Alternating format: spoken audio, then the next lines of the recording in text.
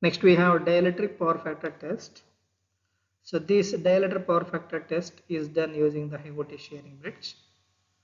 The power factor or the dissipation factor of the delta, which is measured at 0.5, 1, 1.66 and 2 times of the rated phase to ground voltage of the cable. So the maximum value of the power factor and the difference in the power factor between the rated voltage and 1.66 times of the rated voltage is also specified. Sometimes the difference between the rated voltage and the 2 times of the rated voltage is also considered. So sometimes it is difficulty in supplying the charging volt amperes of the cable from the available source. In such cases, a choke is used in series with the cable to form a resonance circuit. So by using this will improve the power factor and raises the test voltage between the cable core and the sheet to the required value when high voltage and the high capacity sources is required. So in that cases we can able to use the choke coils. High voltage testing on the cables. The cables are tested for withstand voltage using a power frequency of HVAC, DC and impulse voltages.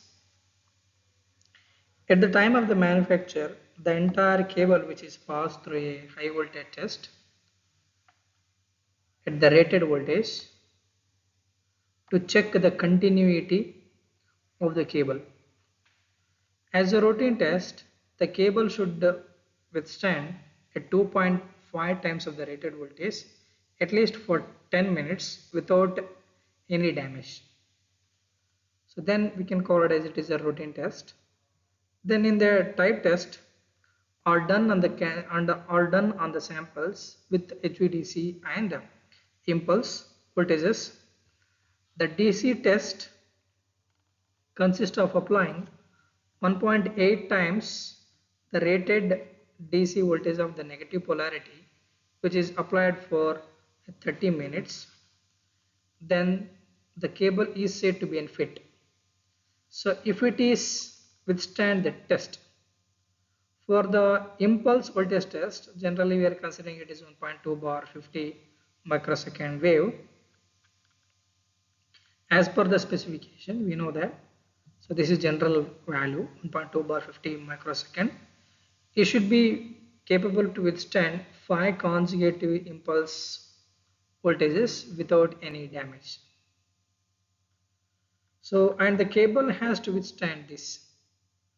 So usually after impulse test, a power frequency and power factor test is conducted to ensure that there is no failure occurred during the impulse test. Then partial discharge test. So in that, so there are the different types for the partial discharge measurement, that is discharge measurement, location, scanning method and the life test. So then coming to that first one, this is nothing but discharge measurement.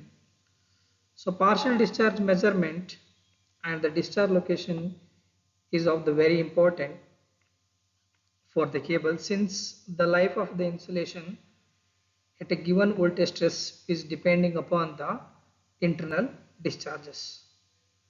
Also, the weakness of the insulation can be detected with the help of these type of the test. The portion of the cable, if weak, may be removed if necessary. Then we can say that we can able to increase the lifespan of the cable. So this is a general arrangement for the partial discharge for the partial discharge measurement, which is shown here.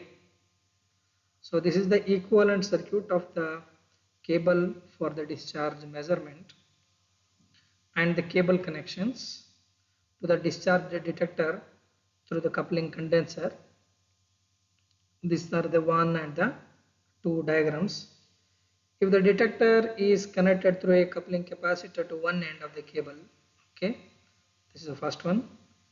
And this will, by considering this, so if the detector is connected through a coupling capacitor to one end, then it will receive the transient traveling wave directly from the cavity towards the near end.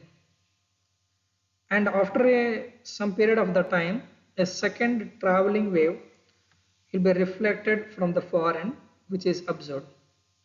So thus the detector could be capable to find the response by combining of these two transient pulses.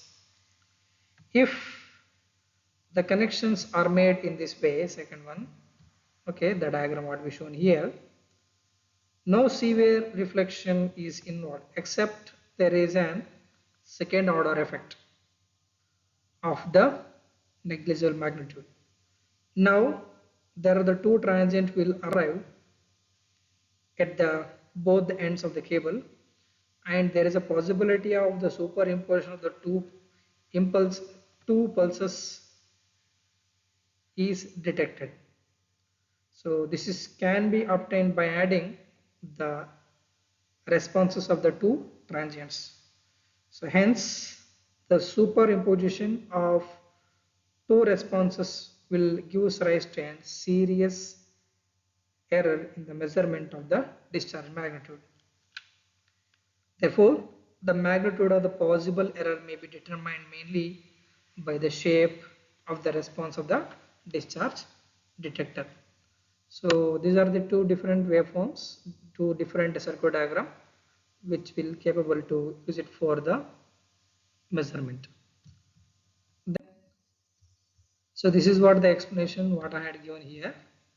Then second one is location of the discharges. The voltage dip by discharge or the fault is traveled along the length and determined at the ends. So it means that the fault or void is propagated as a traveling wave along the cable. So this wave is detected as a voltage pulse across the terminals of the cables or the ends of the cables. By measuring the time duration between the consecutive pulses, can be able to identify the location by means of studying the shape and the time of the the incident and the reflected wave time duration. The shape of the voltage will give rise to an information on the nature of the discharges. The detection circuit of the pulses, which is already which is going to be shown. So usually pulse are detected across the resistor or distorted after passing through the amplifier of the discharge detector. Accelerated live test using increased voltage are performed on actual cable length. So it is, you can see here, okay, accelerated live test conducted with increased voltage to determine the expected lifetime.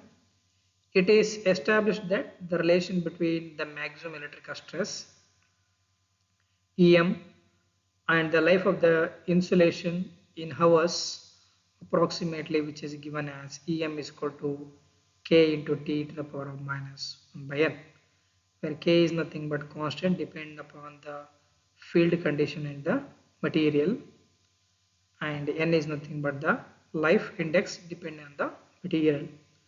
By conducting this, the long duration life test at increased stress, the expected life at the rated stress may be determined. So these are the different type of the test which is conducted on the cable.